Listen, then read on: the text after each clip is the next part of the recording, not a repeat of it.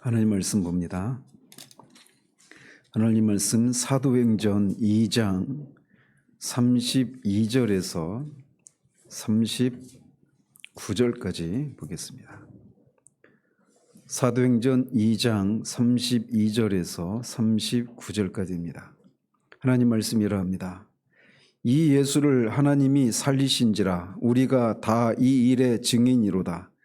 하나님이 오른손으로 예수를 높이심에 그가 약속하신 성령을 아버지께 받아서 너희가 보고 듣는 이것을 부어주셨느니라. 다윗은 하늘에 올라가지 못하였으나 친히 말하여 이르되 주께서 내 주에게 말씀하시기를 내가 네 원수로 네 발등상이 되게 하기까지 너는 내 우편에 앉아 있으라 하셨도다 하였으니 그런즉 이스라엘 온 집은 확실히 알지니 너희가 십자가에 못 박은 이 예수를 하나님이 주와 그리스도가 되게 하셨느니라 하니라. 그들이 이 말을 듣고 마음에 찔려 베드로와 다른 사도들에게 물어 이르되 형제들아 우리가 어찌할꼬 하거늘 베드로가 이르되 너희가 회개하여 각각 예수 그리스도의 이름으로 세례를 받고 죄 사함을 받으라. 그리하면 성령의 선물을 받으리니 이 약속은 너희와 너희 자녀와 모든 먼데 사람 곧 주 우리 하나님이 얼마든지 부르시는 자들에게 하신 것이라 하고. 아멘.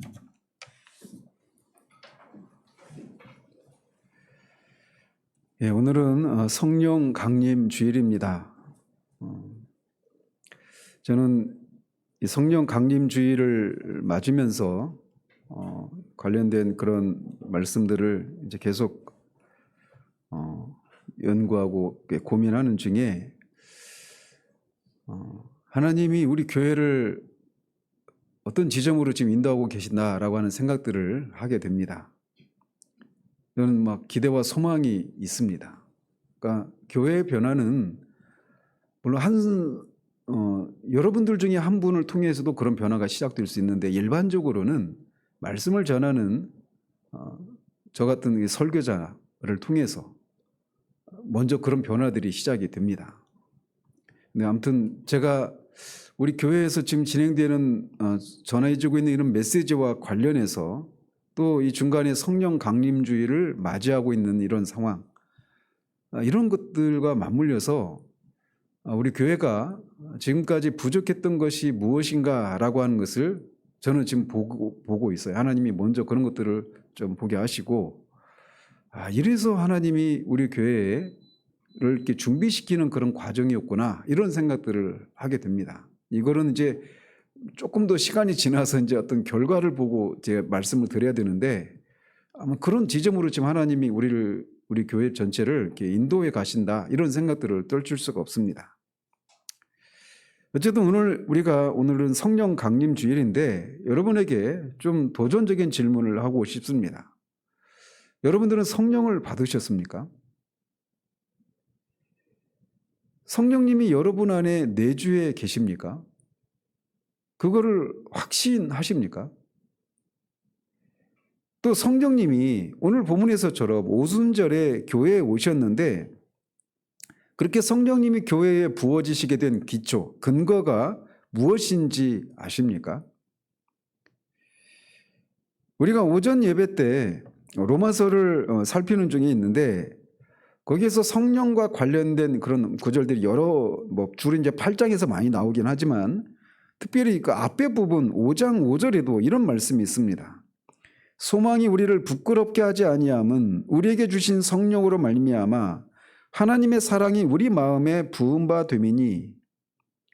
성령께서 우리가 오후 예배도 성령 충만에 대해서 우리가 계속 살피는 중에 있는데 성령께서 인격이시기 때문에 인격이신 성령님은 인격이신 성부 하나님, 성자 하나님을 우리에게 나타내 주시는 그런 분이십니다. 그리고 그렇게 나타내 주시는 과정을 통해서 하나님이 우리를 얼마나 사랑하시는지, 우리를 향한 하나님의 사랑을, 그리스도의 사랑을 우리에게 계시해 주시고 나타내 주시는 분이 성령 하나님이십니다.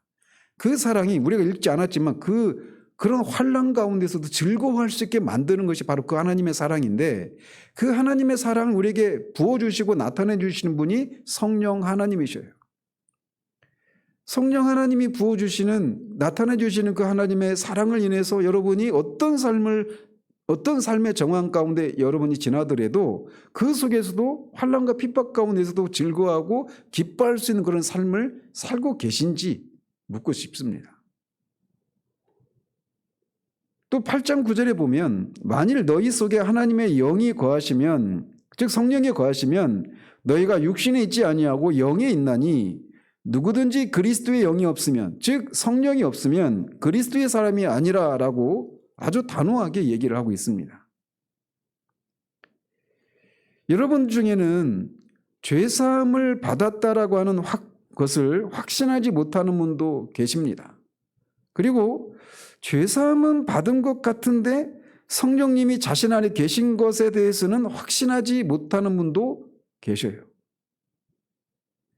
그리고 성령을 어떻게 받는지에 대해서 불분명한 분도 계시리라고 저는 생각을 합니다. 오늘은 이런 것들을 다뤄보도록 합니다. 하나님께서 사람들에게 은혜를 주실 때는 아무런 근거가 없이 그냥 되는 대로 주시지 않습니다. 항상 하나님이 우리에게 그리스도 안에서 값없이 하늘에 속한 모든 신령한 복을 주시긴 하는데, 그 복을 주실 때 항상 그 복을 주실 수 있는 근거를 먼저 마련하시고 그 근거 아래서 우리에게 하늘에 속한 그런 모든 신령한 복을 주시는 것입니다. 만일 우리가 하나님께서 그리스도 안에서 우리에게 주신 복을 체험적으로 우리의 것으로 취하려고 한다면 우리는 어떤 근거로 그것들을 취할 수 있는가에 대한 이해가 먼저 있어야 하는 것입니다. 오늘 본문은 우리에게 그런 것들을, 특별히 성령을 받는 이 문제와 관련해서 우리에게 가르침을 전해주고 있습니다. 사도는 이 예수를 하나님이 살리신지라 우리가 다 일의 증인이로다라고 말하면서 이 오순절에 성령이 부어진 이 사건을 사람들이 지켜보면서 저 사람들이 술에 취했다라고 말하는 이 사람들을, 그 유대인들을 향해서 이 일이 어떤 일인지를 설명하는 중에 이 설교를 하고 있는 겁니다.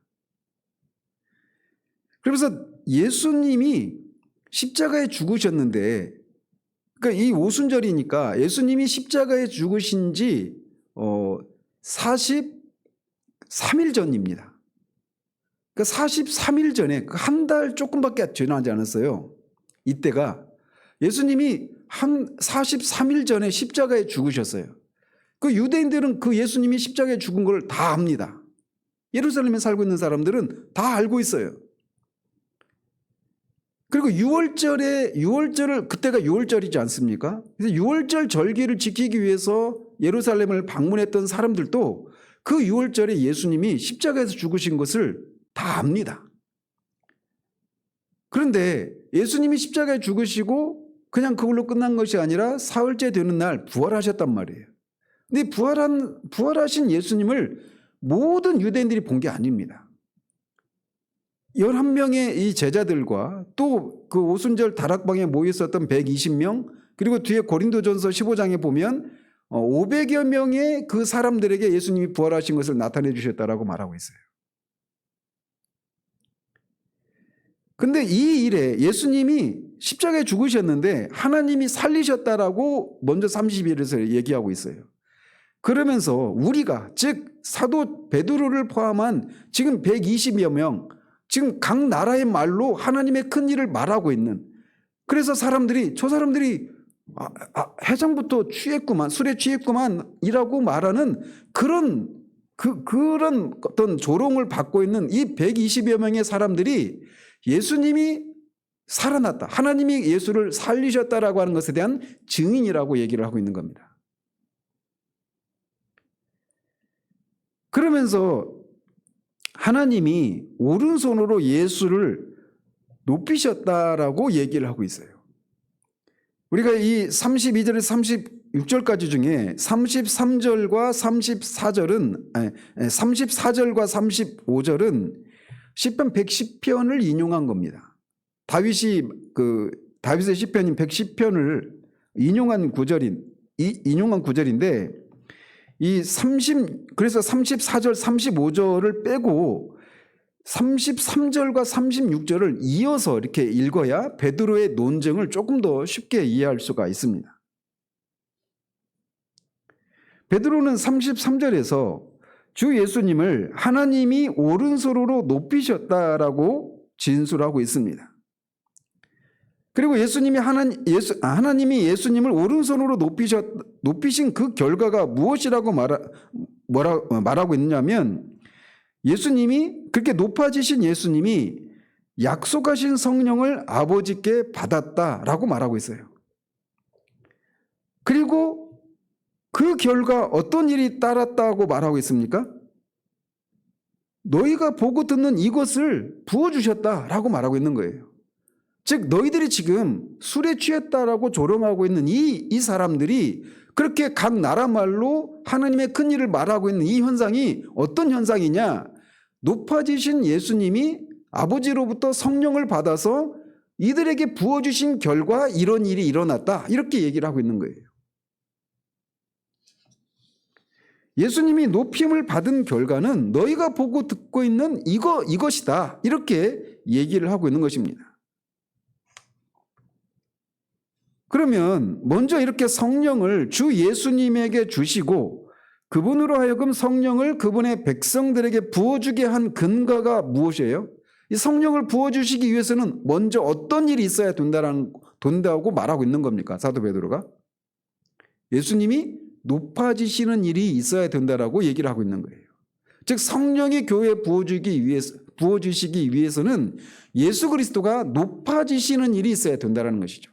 물론 높아지기 전에는 또 어떤 일이 있어야 돼요? 낮아지시는 일이 있어야 되는 것이죠.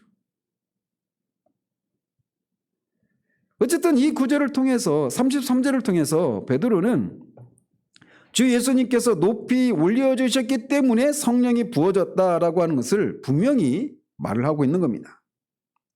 이 사실은 성령이 교회에 부어진 이 사건은 저나 여러분들의 어떤 공로나 기도나 필요 때문에 부어진 것이 아니라 그리스도의 높아지심의 결과라고 말하고 있는 거예요.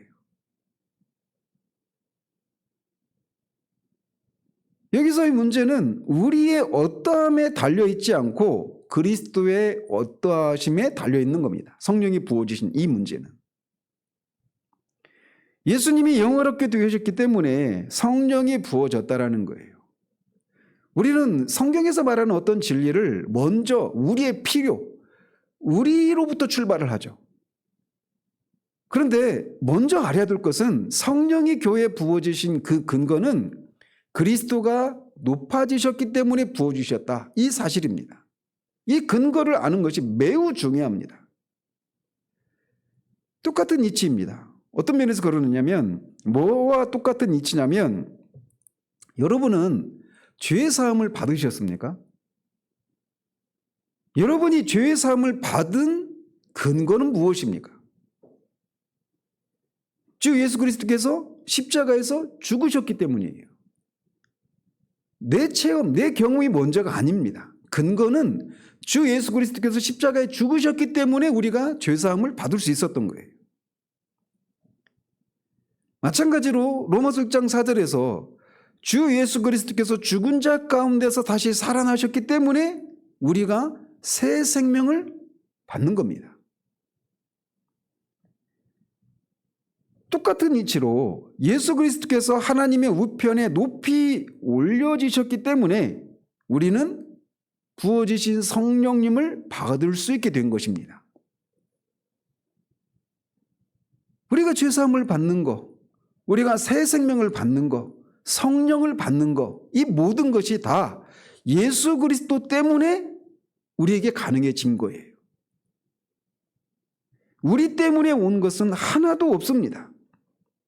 죄사함을 받는 것은 우리의 공로가 아니라 예수 그리스도의 십자가의 죽으심에 근거하고 있는 거예요. 다시 살아나는 것, 그리스도와 함께 부활하는 것, 이것도 중생이라고 할 수가 있겠죠. 중생 역시도 인간의 공로가 아니라 주님의 높아지심에 근거하고 있는 것입니다. 부활부터가 주님의 높아지심에 해당되니까 말이죠. 그러므로 성령이 우리에게 부어졌다라고 하는 것은 우리가 얼마나 위대한 사람인가, 간절하게 그것을 소망한 사람인가라고 하는 것을 말해주는 것이 아니라 하나님의 아들이 어떠한 분이신가를 나타내시기 위한 사건이다라고 하는 것을 먼저 우리가 붙들고 있어야 돼요. 그러면서 36절을 보면 그런즉 이렇게 시작을 합니다. 그러니까 그런즉 이 말은 먼저 어떤 말을 시작할 때 사용하는 접속사가 아니죠. 앞에서 어떤 말을 한 것을 결론 짓기 위해서 그런즉 이렇게 시작을 하는 거예요. 따라서 이 그런즉은 어디로 이어지느냐면 34절 35절을 띄어서 앞에 그 33절의 말씀과 연관성을 가지고 있는 겁니다. 베드로는 바로 전에 제자들에게 성령이 부어지는 것에 대해서 말했습니다. 너희 보고 듣는 이것을 부어주셨느니라. 그리고 나서 그런즉 이 사실을 통해 너희가 알아야 될 사실이 이것이다. 36절에서 이렇게 말을 하고 있는 거예요. 뭘 알아야 되느냐? 그런즉 이스라엘 온 집은 확실히 알지니 너희가 십자가에 못 박은 이 예수를 하나님이 주와 그리스도가 되게 하셨느니라 하니라. 이렇게 말을 합니다. 베드로는 지금 그의 설교를 듣고 있는 청중들에게 이렇게 말을 하고 있는 셈이에요. 너희가 지금 보고 듣고 있는 이것은 이들이 술에 취해서 그런 것이 아니라 성령이 부어주셨기 때문에 이런 일이 일어나고 있는 것이다.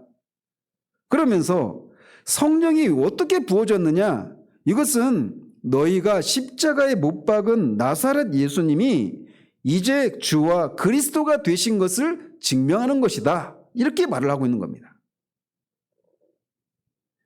성령님이 이 땅에 부어지신 것은 하늘에서 일어난 일, 즉 하나님 우편에 올려지신 나사렛 예수의 높아지신 것을 증거하기 위한 것이다. 이렇게 말을 하고 있는 거예요. 그러므로 오순절의 목적 중에 하나가 뭐냐면 예수님이 주와 그리스도가 되었다라고 하는 것을 증거하는 것에 있다라고도 말을 할 수가 있는 겁니다. 예수님이 이렇게 하늘로 높이 올려져서 주와 그리스도로 높아지신 이것은 창세기에 보면 이 요셉이 애굽의 총리가 되는 이 사건과 맞닿아 있습니다. 잘 아시다시피 요셉이 애굽의 노예로 팔려가지 않습니까? 그리고 그 형제들이 속이죠. 요셉이 죽었다라고. 그래서 야곱은 17살에 가서 39살에 총리가 되었으니까 총리가 되고 나서 2년 후에 그 상봉을 하거든요. 그러니까 얼마입니까? 41, 그러니까 24년이죠. 24년 동안 야곱은 요셉이 죽은 줄만 알고 있었어요. 그런데 이런저런 과정을 거쳐서 요셉이 죽지 않고 애굽의 총리가 되는 이런 총리가 되었다는 사실을 듣게 됩니다. 그런데 맨 처음에 그걸 믿지 못하죠. 근데 어떻게 그가 믿습니까? 바로가 보낸 그 수레를 보고 그 가족들을 실어 오라고 보낸 그 수레를 보고 요셉이 총리가 되었다는 것이 사실이구나 이렇게 인식을 할 수 있었어요.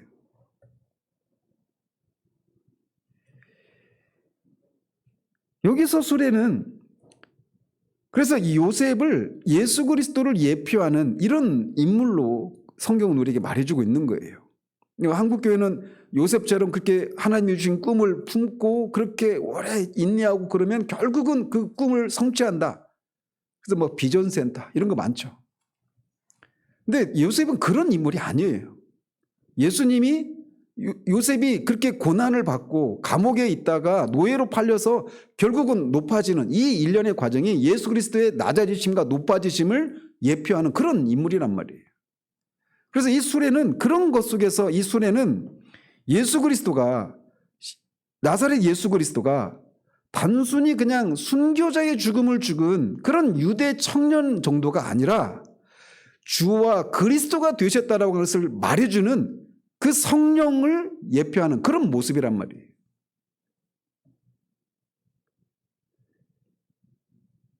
야곱이 그 수레를 보고, 바로가 보내준 그 수레를 보고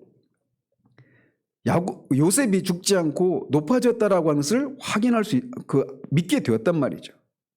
그래서 여기서 수레는 말씀드린 것처럼 하나님의 아들이 영광 가운데 계시다라고 하는 증거가 되게 하고, 또 우리를 하나님의 아들이 계신 곳으로 데려가기 위해서 보낸 성령을 상징한다고 할 수가 있어요.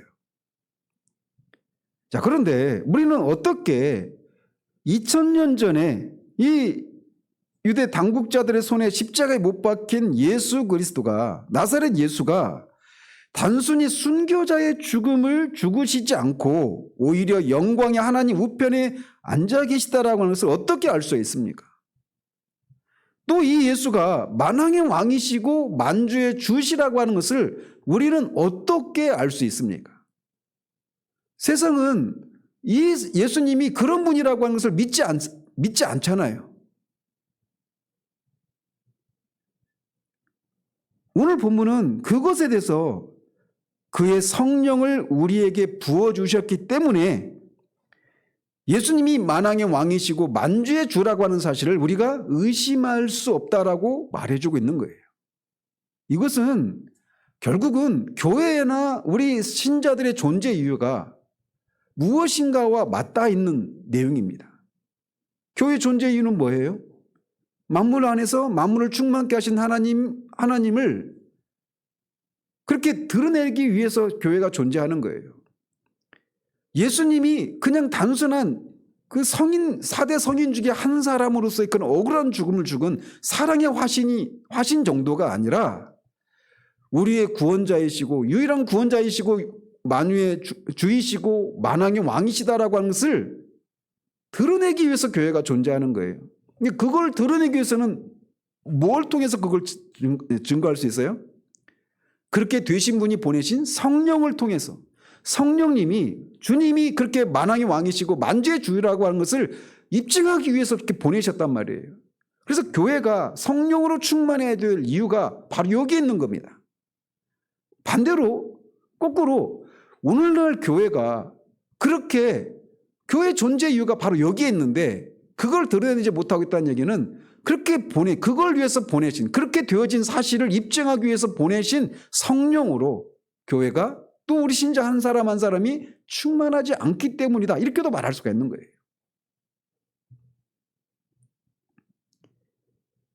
성령이 오순절에 부어지셨다라고 하는 것은 예수님이 주님이시고 그리스도시라고 하는 것을 입증하는 것입니다. 예수님은 주님이십니다. 예수님은 그리스도이십니다. 나사렛 예수, 십자가에 죽었던 그 예수는 단순한 사랑의 화신 정도와 억울한 순교의 죽음을 죽은 존재가 아니라 주님이시고 그리스도라고 성경은 우리에게 말해주고 있는 거예요. 이것은 주 예수님의 높아지심이 성령님이 부어지신 근거라고 하는 것을 말해주고 있는 겁니다. 자, 그러면 머리가 되시는 주님이 이미 영광을 이렇게 받으셨는데 몸인 우리가 아직 성령을 받지 못했다라고 하는 것이 가능한 일이겠습니까? 여러분이 죄사함을 받은 것은 무엇에 근거합니까? 죄사함 받기 위해서 열심을 내서 기도하고 금식 기도도 하고 죄사함 받기 위해서 우리가 이런저런 어떤 선행을 행하고 죄를 짓지 않고 이렇게 하나님으로부터 어떤 은혜를 받기 위해서 우리가 이런저런 수고와 공로를 일을 했기 때문이 아니죠.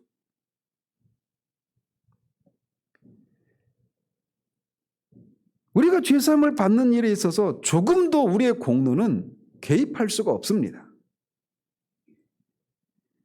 우리가 그렇다면 우리는 무엇에 근거해서 우리의 죄가 사함을 받습니까? 히브리서 9장 22절에서 말하고 있는 것처럼 피 흘림이 없은즉 사함이 없느니라. 죄사함의 유일한 기초와 근거는 예수 그리스도의 피 흘림입니다. 그분의 보혈이 흘려졌기 때문에 우리의 죄가 사함을 받은 거예요. 우리가 성령의 부어주심과 죄 사함을 얻는 것도 원칙상 동일합니다. 주님이 이미 못 박혔기 때문에 우리의 죄가 사함을 받았고, 마찬가지로 주님이 이미 영광을 얻으셨기 때문에 성령이 우리에게 부어졌습니다. 하나님의 아들이 이미 그분의 피를 흘리셨는데 그분을 믿는 우리의 죄가 아직 사함받지 않는 것이 가능하지가 않은 거예요. 마찬가지로 예수님이 이미, 하나님의 아들이 이미 영광을 얻으셨는데 그분을 믿는 우리가 아직 성령을 얻지 못했다? 이건 있을 수가 없는 일이라는 것입니다. 여러분 중에는 이렇게 말하는 분도 있을 수 있어요. 예, 저는 이 모든 말에 동의를 합니다. 그런데 저는 아직 이런 경험이 없습니다. 내가 아무것도 가지고 있지 않는데 뭐라도 있는 것처럼 그렇게 말을 할 수는 없지 않습니까? 이렇게 생각하는 분도 있을 수 있어요. 맞아요. 뭐냐면 지금 제가 죄사함에 대해서 또 성령을 받음에 대해서 지금 말하고 있는 것은 객관적인 사실을 언급하고 있는 거죠. 그죠? 그래서 우리는 결코 객관적인 사실로 만족할 수가 없습니다. 우리에게는 주관적인 체험과 경험도 필요해요. 그러나 만일 우리가 이미 사실, 하나님의 사실, 그리스도가 십자가에 죽으신 것이 우리의 죄를 대속하기 위한 죽음이라고 하는 이 사실, 성령을 부어주신 것이 예수님이 높아지셨다라고 하는 것을 말해준다라고 하는 이 사실을 의지하지 않는다면 결코 주관적인 체험을 가질 수 없다라고 하는 것을 알아야 합니다. 그러므로 우리가 경험하든 경험하지 않든 이미 그 자체로 사실인, 객관적인 사실인 이 하나님의 사실이 우리의 체험의 근거인 거예요. 우리가 마찬가지입니다. 우리가 의롭다함을 받았죠. 그런데 우리가 의롭게 된 것이 우리가 무엇을 행한 것에 있지 않고 주님이 이미 우리를 위해서 모든 것을 다 이루셨다는 사실을 받아들인 것에 근거합니다. 마찬가지입니다. 성령을 받는 것도 의롭게 되는 것과 방법에 있어서 완전히 동일해요. 즉 우리가 무엇을 해서가 아니라 다만 주님께서 이미 이루신 것을 믿음으로써 우리가 의롭다함을 받고 믿음으로써 성령을 받는 거예요. 그래서 갈라디아서 3장 2절에 내가 너희에게서 다만 이것을 알려 하노니 너희가 성령을 받은 것이 율법의 행위로냐 혹은 듣고 믿음으로냐. 듣고 믿음으로라는 거죠. 뭘 듣고? 복음이죠. 그리스도가 십자가에 죽으신 것이 우리의 죄를 위한 대속의 죽으심이었다라고 하는 복음. 그런데 그분이 하나님이 그를 살리시고 하나님 보좌 우편에 앉으셔서 아버지로부터 성령을 받아서 그를 믿는 자마다 성령의 선물을 주신다라고 하는 이 복음, 이것을 들음으로, 그 말씀을 듣고 믿음으로 성령을 받았다라는 거예요. 죄사함도 받고 의롭다함도 받고 성령을 받았다라는 것입니다. 또 갈라디아서 3장 5절에서도 너희에게 성령을 주시고 너희 가운데서 능력을 행하시는 이의 일이 율법의 행위에서냐 혹은 듣고 믿음에서냐라고 말하고 있어요. 똑같은 얘기를 하는 것이죠. 말씀드린 것처럼 복음을 듣고 믿을 때 성령을 받는 겁니다. 만일 우리에게 이런 체험이 결여되어 있다면 우리는 반드시 성령을 받는 것이 높이 올려주신 주님이 교회에게 주신 은사라고 하는 이 영원한 사실, 하나님의 사실을 하나님께서 나타내 보여달라고 하나님께 기도해야 하는 것입니다. 일단 우리가 그 사실을 발견하게 되면 죄사함을 받기 위한 노력도 그 순간 중단되게 됩니다. 성령을 받기 위한 그 노력도 중단되게 되는 거예요.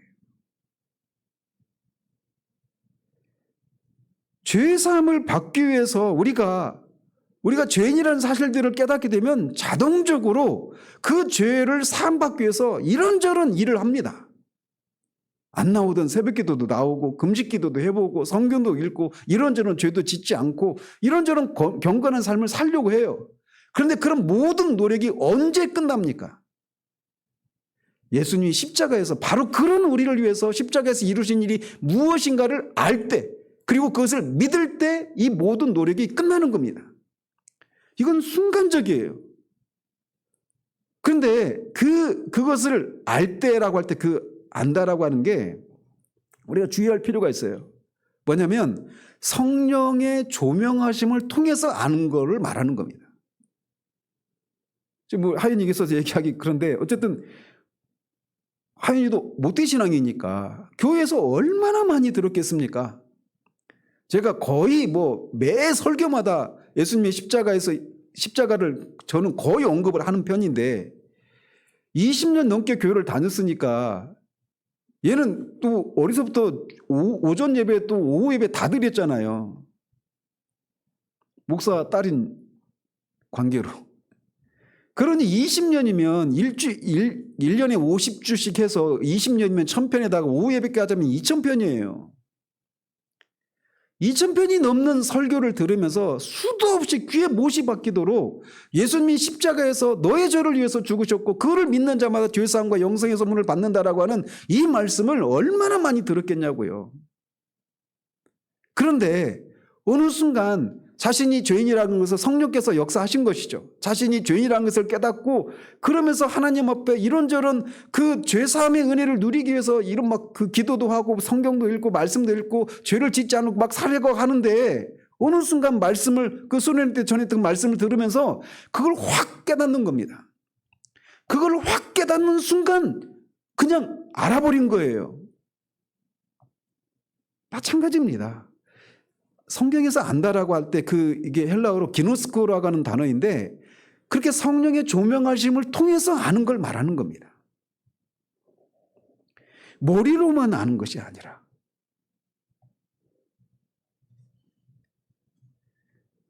그래서 이렇게 죄사함을 받기 위해서 했던 우리의 모든 노력을 중지시킨 것은 주님께서 이 세상을 위해서 이루신 이 사실을 깨닫게 한 성령의 조명하심이었어요.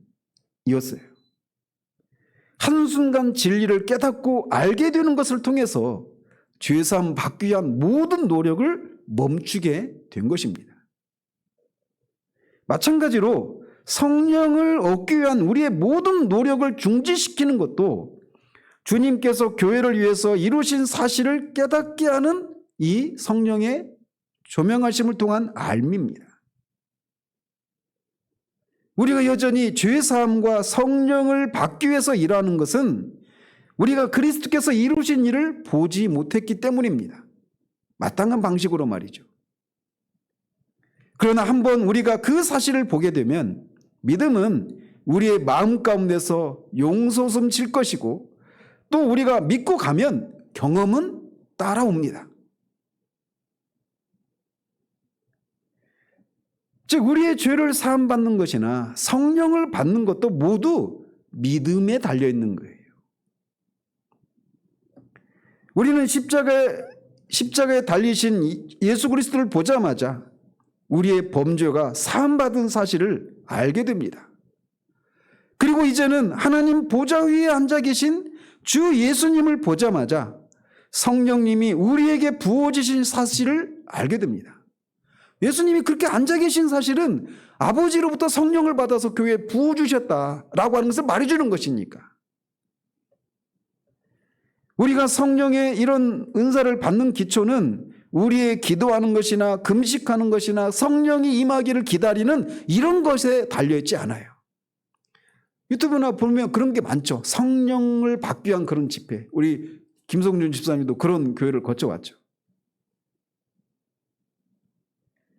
우리가 성령을 받는 유일한 기초는 그리스도의 높아지신 분입니다. 성령님을 기다리라고 강조하고 성령을 기다리는 집회를 개최하는 그런 사람들은 우리를 그릇 인도하고 있을 뿐이에요. 왜냐하면 이 성령의 은사는 특혜를 받는 몇몇 사람들을 위한 것이 아니라 모든 사람들을 위한 것이기 때문에 그렇습니다. 성령은 전혀 우리의 어떠함을 보고 주시는 것이 아니라 그리스도의 어떠하심을 보고 주시는 거예요. 성령님이 부어지신 것은 우리의 선함과 위대함이 아니라 그리스도의 선하심과 위대하심을 증거하기 위한 것이었습니다. 그리스도께서 십자가에 못 박히셨기 때문에 우리가 사죄를 받은 것입니다.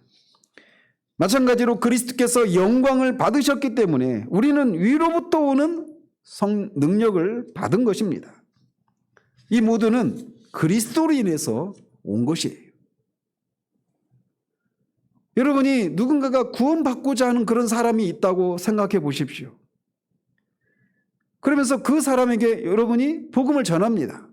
그리고 복음을 전하고 이제 뭐 영접기로 돌아가 이런 것을 우리가 막 그 알러지 반응을 보이는데도 불구하고 아무튼 굳이 써서 말씀을 드리자면 그거 이제 그 사람과 함께 기도를 그 사람이 했다고 생각을 해 보십시다. 근데 만약에 그 사람이 이런 식으로 기도를 했다고 한번 생각해 보세요. 주 예수님, 나는 당신이 나를 위해서 죽으신 것을 믿습니다. 그리고 당신께서 나의 모든 범죄를 없애주실 수 있다고 믿습니다. 나는 당신이 나를 용서해 주실 것을 진실로 믿습니다. 이렇게 기도했다고 할 때 여러분이 생각할 때 이 사람은 구원받은 사람입니까? 아닙니까? 아니죠. 구원받은 사람은 뭐냐면 자기가 예수님을 보는 순간 내가 죄 용서를 받았다라는 것을 아는 겁니다. 그래서 그가 정말 구원받은 사람이라고 확신할 수 있을 때는 언제냐면 그가 주님, 나는 당신이 나의 죄를 용서해 주시리라고 믿습니다. 이렇게 기도할 때가 아니라 주님, 나는 당신이 나의 죄를 용서해 주셨으니 당신을 찬양합니다. 당신은 나를 위해서 죽으셨습니다. 그런 거로 나의 죄는 없어졌습니다. 이렇게 기도할 때 그가 구원받은 사람이라고 확신할 수 있는 거예요. 즉 그의 기도가 찬송으로 변할 때, 감사로 바뀔 때 그가 구원받았다라고 우리가 확신할 수 있는 거란 말이죠. 즉 주님께 용서해달라고 기도하는 것을 중단하고 어린 양의 피가 이미 흘려졌기 때문에 주님께서는 이미 그렇게 하셨다, 죄 용서를 해주셨다라고 하는 사실에 대해서 주님을 찬송할 때 그 사람이 구원받았다라고 확신할 수 있는 거예요. 여러분도 마찬가지입니다. 죄 용서의 문제, 이 죄사함의 문제를 가지고 오랜 세월을 고민하는 거예요. 그러면서 나를 용서해 주십시오. 근데 죄의 사함은 그리스도의 십자가를 보면서 내 죄가 이미 사해졌다라고 하는 것을 아는 것입니다. 그게 구원이에요. 마찬가지로 여러분이 성령을 받는 것도 마찬가지입니다. 성령을 받는 이것을 위해서 오랜 세월 동안 기도하고 간구합니다. 그런데 그런 여러분이 주님께 그의 성령을 여러분에게 부어달라고 간구하는 것을 중단할 때, 그리고 그 간구 대신에 주 예수님께서 영광을 받으셨기 때문에 성령님이 부어졌다는 사실에 대해서 주님께 감사 찬송을 할 때 이 문제가 자동적으로 해결이 되는 겁니다. 성령을 얻기 위해서 애쓰거나 기다려야 할 필요가 있는 하나님의 자녀는 하나도 없습니다. 예수님은 장차 주님이 되실 분이 아니라 이미 지금 현재 주님이십니다. 마찬가지로 그렇기 때문에 우리는 장래에 성령을 얻기를 바라는 것이 아니라 이미 성령을 얻은 거예요. 이것은 완전히 믿음의 문제입니다. 그리고 이 믿음은 거듭 말씀드리지만 성령께서 그것을 우리에게 이 사실을, 이 진리를 계시해 주실 때, 조명해 주실 때 이게 가능해지는 거예요. 우리의 눈이 열려서 예수 그리스도께서 이미 영광을 받으셨기 때문에 성령님이 이미 부어주셨다는 사실을 볼 때 우리의 기도는 성령을 받기를 위한 우리의 기도는 찬송으로 변화되게 됩니다. 하나님은 모든 신령한 복을 이렇게 확실한 기초의 근거에서 우리에게 주십니다. 하나님의 은혜는 값없이 우리에게 주어지지만 그 은사를 받을 수 있기 전에 우리 편에서 이루어져야만 하는 그런 조건들이 있다라고 말합니다. 특별히 38절과 39절이 우리에게 이걸 말해주고 있어요. 너희가 회개하여 각각 예수 그리스도의 이름으로 세례를 받고 죄사함을 받으라. 그리하면 성령의 선물을 받으리니 이 약속은 너희와 너희 자녀와 모든 먼데 사람 곧 주 우리 하나님이 얼마든지 부르시는 자들에게 하신 것이라. 자, 여기서 네 가지 사실이 언급됩니다. 회개, 세례, 죄사함, 성령. 그래서 앞에 이 두 가지 회개와 세례는 죄사함과 성령을 받는 것의 조건처럼 얘기하고 있죠. 그리고 두 가지 죄사함과 성령은 선물입니다. 따라서 만약에 먼저 우리가 죄사함을 받고자 한다면 여기에 이제 죄사함과 성령이 나오잖아요. 근데 이것도 이제 구약에서의 그런 제사 드리는 장면이 이제 그 예수 그리스도를 예표한다고 하잖아요. 그래서 희생 제물을 죄 용서를 받기 위해서 어떻게 합니까? 희생 그 제물을 잡죠. 그리고 피를 바르죠. 그리고 그 피 위에 기름을 발라요. 그러니까 죄 사함 그 짐승의 피와 짐승의 기름을 바르거든요. 제사장을 세울 때도 그 오른쪽 그 귀, 손, 발가락 다 이렇게 피를 먼저 바르고 기름을 바르지 않습니까? 그게 이제 죄 사함과 그리스도의 피로 말미암은 죄 사함과 성령의 기름 부으심 이거를 예표하는 거예요. 자, 근데 이게 같이 가는 겁니다. 지금 제가 얘기를 설명하자고 하니까 죄사함 받은 후에 얼마 시간이 흐른 다음에 성령을 받고 막 이렇게 되는 게 아닙니다. 우리가 로마서 6장을 살피면서도 우리가 죄 사함을 받고 그다음에 죄에 대해서 죽잖아요. 그리스도와 함께 연합해서. 근데 그래서 죄에 대해서 죽고 7장에서 율법에 대해서 죽고 결국 율법에서도 죽고 죄에 대해서 죽고 죄에 대해서 죽으니까 사망에 대해서도 죽고 그 사망 권세를 휘두르고 있는 사탄에 대해서 죽는 거예요. 그래서 예수님이 우리 십자가에서 이루신 일은 우리의 원수들인 우리를 그 사망의 법에 지배하게 하는 그 모든 메커니즘을 다 거기로부터 우리를 해방시키는 방식으로 우리를 구원하신 거예요. 그래서 그리스도와 함께 우리가 십자가의 죽음으로 말미암아 율법으로부터 해방되고 죄로부터 해방되고 사망으로부터 해방되고 사탄으로부터 해방이 되는 겁니다. 이거를 이제 로마서에서 우리가 계속 살펴가고 있는 거예요. 자, 그런데 어쨌든 여기서 먼저 회개를 하라고 얘기하고 있어요. 회개는 메타노이아라고 하는 단어이죠. 그래서 마음의 변화를 말하는 겁니다. 그래서 우리가 죄사함을 받을 때 이게 어떤 분들은 죄사함의 결과 회개가 나온다라고 말하기도 하고 어떤 사람은 회개를 앞에 놓기도 합니다. 근데 어쨌든 앞에 놓든 뒤에 놓든 저는 뒤에 놓는 그런 입장에 서 있는데 어쨌든 회개는 우리 마음에서 변화가 일어나는 거예요.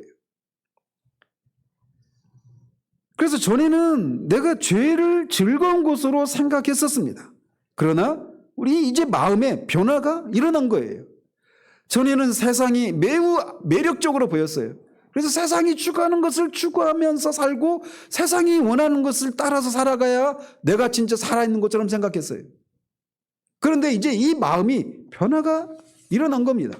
세상보다 더 매력적이고 비교할 수 없는 그 영광스러운 그 즐거움들이 무엇인가를 알기 시작하는 거죠. 전에는 그리스도인이 된다라고 하는 것이 비참한 일이라고 생각을 했습니다. 여러분들 중에 지금도 그런 분이 계셔요. 예수 믿으면 내가 하고 싶은 거 못하고 하기 싫은 거 해야 되는 속박을 받는 자유를 잃어버리는 그런 것처럼 생각합니다. 저 자신도 그랬고 거의 모태신앙이었던 저도 그런 마음이 있었단 말이죠. 근데 지금은 그런 생각이 달라지는 겁니다. 그리고 전에는 즐거운 일들로 생각되던 것들이 지금은 추하게 생각되고, 전에는 무가치하게 생각되었던 것들이 이제는 귀하게 여겨집니다. 이런 것들이 마음의 변화예요. 그리고 그게 회개죠.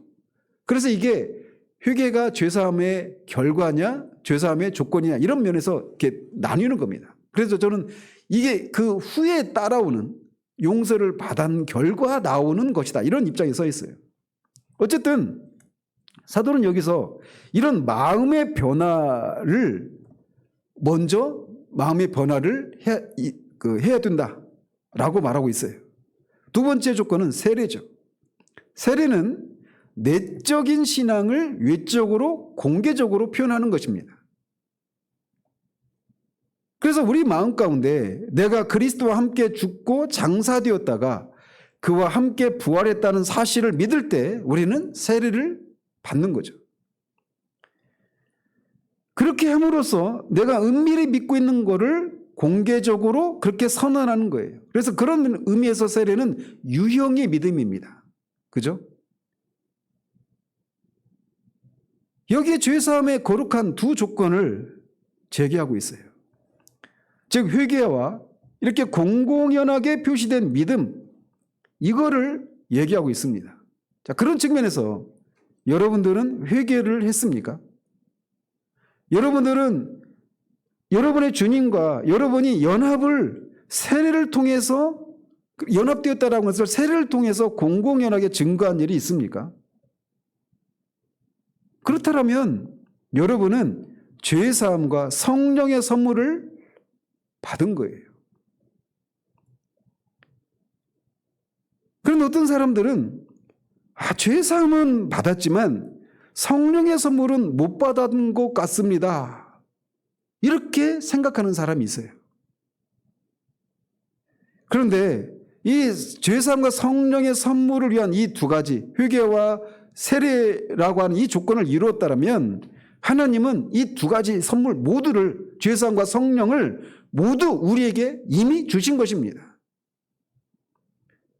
만약에 여러분이 뭐 그런 일이 거의 없지만 어디 그 하이마트나 이런 데 가가지고 노트북을 2개를 샀어요. 카드로 샀든 현금으로 샀든 아무튼 돈을 다 치렀어요. 근데 뭐 하다가 보니까 노트북을 1개만 가져왔네요. 집에 와보니까 노트북을 1개만 가져온 거예요. 그럼 여러분 어떻게 합니까? 먼저 거기 전화하죠. 그리고 빨리 찾아가가지고 노트북을 다시 가져옵니다. 근데 노트북을 다시 가져올 때 또 돈을 냅니까? 아니죠. 이미 치렀으니까, 2개를 다 치렀으니까 그냥 가져오면 돼요. 마찬가지로 회개와 세례를 통해서 죄사함은 받았지만 성령은 받지 못했다고 생각하는 사람이 바로 이런 상황에 처한 것이라고 할 수가 있는 거예요. 만일 여러분이 그 조건들을 다 이루었다면 여러분은 하나만이 아니라 죄사함과 성령 두 선물을 모두 받을 자격이 있는 겁니다. 근데 이미 죄사함은 받았는데 성령의 선물은 못 받은 것 같다, 이렇게 생각하는 것은 이치 맞지 않다라는 겁니다. 자, 그러면서도 그런데 성령님이 나에게 임하신 것을 나는 어떻게 압니까? 이렇게 질문할 수도 있어요. 그런데 이 질문에 대해서 여러분이 어떻게 성령님이 여러분에게 임했다라고 하면서 어떻게 알 수 있게 되느냐에 대해서는 단정적으로 말을 할 수가 없습니다. 한 가지 몇 가지 그런 사례를 언급하는 것을 통해서 그것을 말해줄 수가 없다라는 거예요. 그러나 결국은 여러분이 알게 될 것입니다. 성경은 오순절에 이 제자들이 성령의 부어주심을 경험했을 때 그들의 느낌이나 정서가 어떠했었는지를 우리에게 말해주지 않습니다. 그들이 그런 일이 일어났을 때 어떤 감정을 가지고 있었는지 우리는 자세히 몰라요. 그렇지만 그들의 보여졌던 행동들, 이런 것들은 분명히 사람들의 눈에는 술에 취했다라고 보여질 정도로 비정상적인 그 무엇이 있었어요.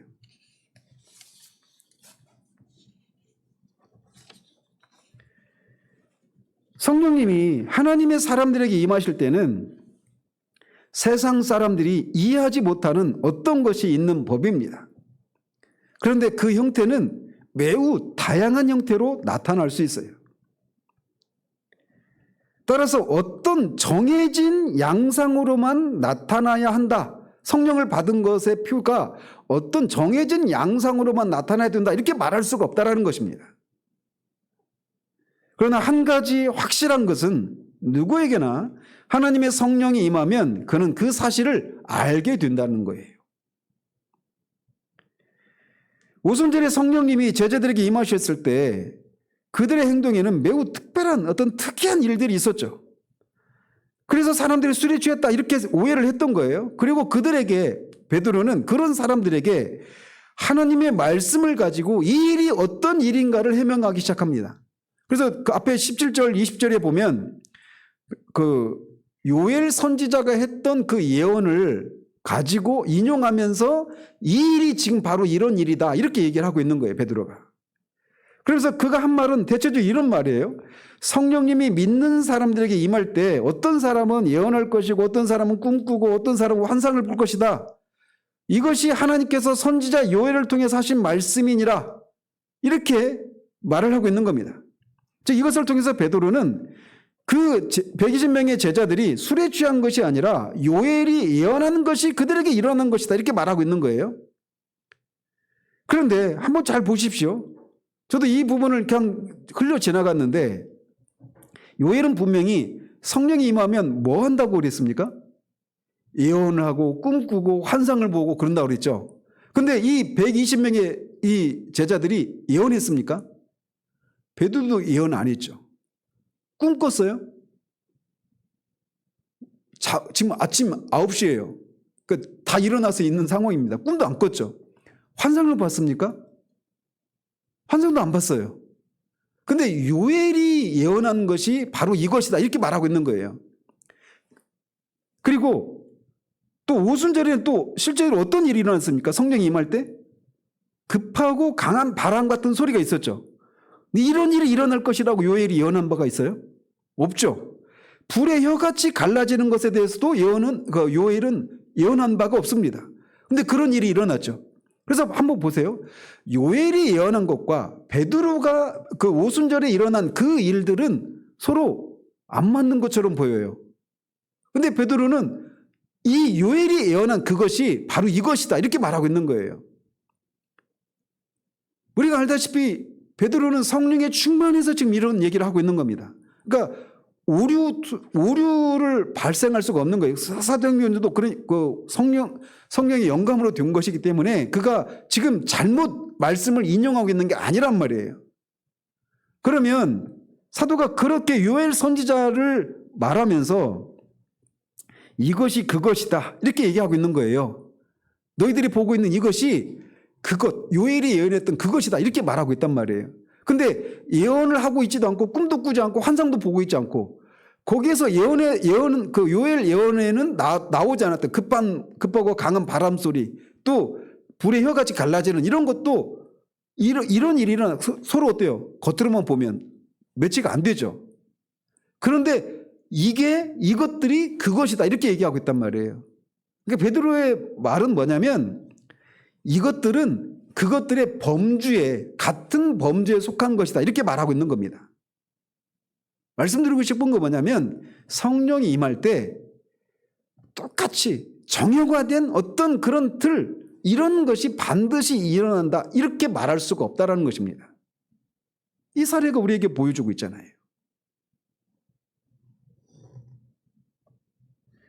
즉 요엘 선지자가 말한 그것들이 문자적으로 예언이 있을 것이라고 해서 예언이 일어나고 이런 식으로 성취된 것이 아니라 이 일들은 너희들이 지금 목격하고 있는 이 일들은 요엘이 말했던 것에 이 동일한 범주에 속하는 것이다 이렇게 얘기를 하고 있는 거예요. 이것은 그것이다 이렇게 말하고 있는 겁니다.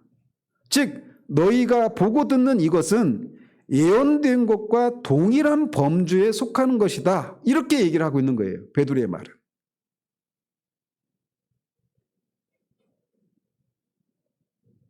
이것은 그것과 동일한 일, 동일한 범죄에 해당된다. 이렇게 말하고 있는 겁니다. 이것을 통해서 말하고 있는 게 뭐냐면 성령님은 베드로를 통해서 강조하고 있는 게 뭐냐면 성령이 임할 때 그 나타나는 경험은 다양할 수 있다라고 하는 것을 말해주는 거예요. 성령을 받을 때 나타나는 외적인 증거는 다양하고 많을 수 있다라는 것입니다. 우리는 그 증거들이 때때로 이상하다라고 하는 것을 인정하지 않으면 안 되는 경우도 있어요. 그러나 성령님은 한 분이시고 또 그분은 하나님이시며 또 그분은 주님이십니다. 그래서 성령님이 하나님의 사람들에게 부어지실 때 그들이 경험하는 것 사이에는 크게 차이가 나타날 수 있어요. 그래서 어떤 사람은 실제적으로 환상을 보기도 하고 어떤 사람은 예언할 수도 있고 꿈을 꾸는 이런 일도 있을 수 있습니다. 그렇다고 해서 이제 우리가 오후예배 살피겠지만 모든 어떤 영적인 체험이 다 성령의 체험이냐 이렇게 말할 수 있는 요소들이 있죠, 분명히. 그런데 지금 여기서 말하고 싶은 건 뭐냐면 하나님께서는 그의 자녀들을 다루시는 일에 있어서 틀에 박힌 방법은 하나도 없다라고 하는 사실입니다. 그렇기 때문에 우리는 우리의 편견이나 선입견을 가지고 우리나 다른 사람들의 이 삶 가운데서 일하시는 성령님의 역사하심에 대해서 저건 절대로 성령의 역사가 일 수가 없어 이렇게 어떤 그 차단된 방을 그렇게 만들어서는 안 된다라는 사실이에요. 가능성을 열어놓고 지켜볼 필요가 있는 거예요. 특별히 이것은 양극단이 있죠. 성령을 우리가 받을 때 어떤 일들이 일어나는가에 대해서 양극단이 있어요. 오순절절 계통에 있는 사람들은 성령을 받은 증거가 뭐예요? 방언이죠. 그래서 성령이 임하신 증거는 방언을 했느냐 아니냐 이걸로 그렇게 판단해서도 안 된다라는 것입니다. 마찬가지로 성령이 임할 때 어떤 현상도 주어졌다라고 하는 것을 부인하는 사람들에게도 똑같이 적용되어야 될 그런 논리인 거예요. 우리는 하나님께서 자유로이 그분의 뜻대로 일하시고 또 그가 하시는 일에 그분의 기쁘심대로 어떤 증거라도 주실 수 있는 분이라고 하는 것을 기억을 해야 됩니다. 이 일에서도 하나님은 주권자이십니다. 그러면 우리가 하나님을 위해서 어떤 하나님 여기서 이렇게 하시면 안 됩니다. 이렇게 하면 안 되는 거예요. 제가 그래서 거듭 말씀드리잖아요. 어떤 주의 노예가 되어서는 안 된다. 하나님도 어떤 신학 안에서만 활동을 하셔야 되는 그런 분이 아니라는 겁니다. 결론적으로 우리는 예수님께서 보좌 위에 계신 사실에 대해서 기뻐해야 됩니다. 왜? 그것 때문에 성령님이 우리에게 부어질 수 있기 때문에 그래요. 제가 나중에 살피겠지만 성령님이 오셨다라고 하는 것은 어마어마한 사건입니다. 예수 그리스도의 십자가와 성령의 부어주심, 이거는 아담이 타락으로 말미암아 이 아담에 속한 이 옛 체계를 그리스도의 십자가를 통해서 그 옛 체계를 완전히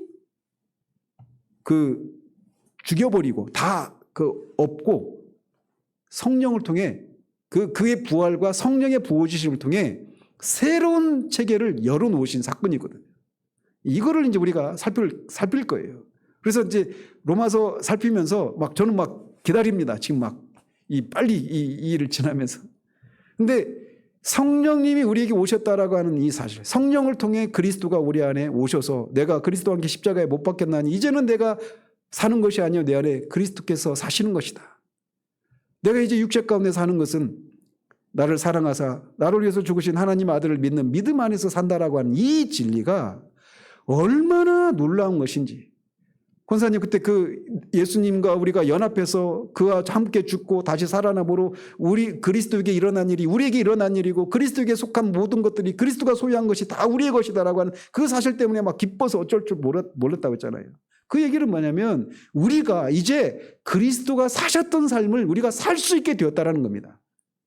이론적으로. 근데 우리 현실은 그리스도가, 저는 그것 때문에 하나님 앞에 기도해요. 그리고 그 일을 하나님이 우리 교회를 통해 지금 그런 대로 우리를 인도하고 계신다, 이런 생각을 하게 됩니다. 예수님이 만나셨던 사람들 중에 실패한 경우는 한 번도 없습니다. 예수님이 만나면 다 구원의 역사가 일어나요. 말씀을 전하는 제 입장에서는 예수님이 내 안에 사시는데 왜 나는 이렇게 십수년을 말씀을 전해도 그렇게 구원의 역사가 나타나지 않는가? 원인이 뭘까요? 내가 하려고 하는 거죠. 그리스도께서 나를 통해서 하신다면 실패하지 않아요. 그리스도는 정말 그 가늠한 여인도 사랑하고 나병 환자도 사랑하시고 죄인과 세리들의 친구였어요. 그들을 다 사랑하셨습니다. 우리가 사랑할 수 없는 사람을 사랑할 수 있어요. 예수님이 우리를 통해 사신다면. 그러니까 그것이 가능하도록 예수님이 우리가 할 수 없는 우리를 십자가에서 우리를 다 함께 죽게 하시고 다시 살아나셔서 우리를 살리셔서 새 생명을 주시고 새 생명 가운데 살도록 우리를 하셨단 말이에요. 그걸 위해서 성령님이 오신 거예요. 성령님이 우리 안에 계시다라고 하는 거는 단지 그냥 우리가 막 영적으로 충만해지고 영적인 어떤 엑스타시를 경험하는 어떤 황홀감을 느끼고 누리는 막 그런 정도가 아닙니다.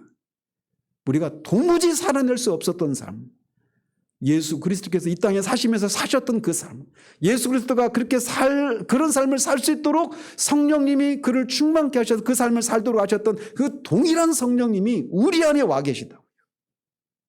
그래서 우리가 그리스도와 그렇게 연합을 이루고 있으면 우리 안에서 그 그리스도가 사시는 거예요. 우리가 만날 때 그리스도가, 그 그리스도의 부활의 생명이 나타나는 거예요. 이게 지금 이 로마서에서 우리에게 말해주고 있는 거예요. 근데 그 일을 위해서 먼저 그리스도께서 높아지셨다라는 겁니다. 그래서 성령을 부어주신 거예요. 그리스도께서 영광을 받으셨기 때문에 성령이 우리 모두에게 부어진 사실에 대해서 예수님을 찬양해야 합니다. 성령이 오신 것은 이제 새로운 세상이 열린 것을 의미합니다. 우리가 단순한 믿음으로 하나님의 사실, 그 사실을 받아들일 때 우리는 우리의 경험으로 그 사실을 확신을 가지고 알게 될 것입니다. 그런 일들이 우리 모두에게 일어나기를 바라고 그 일들이 날마다 더해지기를 바라요. 우리 안에 성령님이 이미 와 계시다라고 하는 사실, 성령을 통해서 우리가 지난주에 배웠죠. 성령은 상호 내재성, 성부와 성자가, 성부와 성령이 성자와 성부와 서로 내재하셔요. 즉 성령님 우리 안에 계시다라는 얘기는 성부 하나님이, 성자 하나님이 우리 안에 와 계시다라는 겁니다. 하나님이 우리 안에 와 계십니다. 우리 밖에서 우리가 그런 삶을 살 수 있도록 우리에게 힘을 주시고 응원해 주시는 그런 분이 아니라 우리 안에서 생명으로 와 계셔서 그 생명으로 우리가 삶을 살아가도록, 그게 그리스도인이에요. 그게 기독교입니다. 그 삶을 저와 여러분이 다 살아내기를 바라요. 저는 이게 제 안에 정말 큰 기도 제목이에요. 그리고 이미 그것을 다 이루어 오셨는데 문제는 우리 눈이 뜨지는 않은 거예요. 그걸 우리에게 알려주시기를 계시의 방식으로 성령의 조명을 통해 알게 해주시고 그거를 실제로 살아내는 저 여러분이 되시기를 우리 주님의 이름으로 축원드립니다. 기도하겠습니다.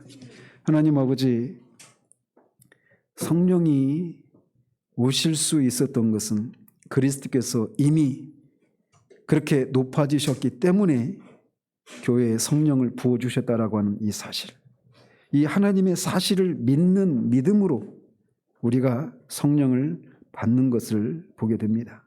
똑같은 원리로 우리가 죄사함을 받고 의롭다함을 받는 건 역시 그렇게 십자가에서 이루신 그 하나님의 사실, 이거를 성령의 조명하실 통해 우리가 알고 믿게 될 때 죄사함과 의롭다함을 얻는 것처럼 그리스도께서 하나님이 높이셔서 영광을 받으셔서 이미 주와 그리스도가 되셨기 때문에 성령을 부으셨다라고 하는 이 사실을 우리가 믿을 때 우리에게 성령이 오신다는 사실들을 인하여 주님 앞에, 그 일을 행하신 일을 인하여 주님 앞에 감사를 드립니다.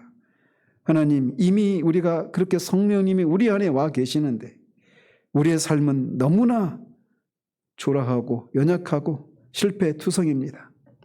그런 실패들을 통해서 이런 우리를 구원하신 하나님의 은혜를 감사하는 것을 넘어서서 그 실패를 통해 그 실패가 아닌 정말 그 성공하는, 승리하는 그 삶을 살 수 있도록 정말 그 진리를, 그리스도가 우리를 통해서 그리스도께서 사시는 이 삶의 원리를 우리도 알아서 한 번밖에 없는 삶을 정말 주님이 우리를 통해서 살기를 원하셨던 그 삶을 살아내드리는 그런 우리들 될 수 있도록 도와주시옵소서.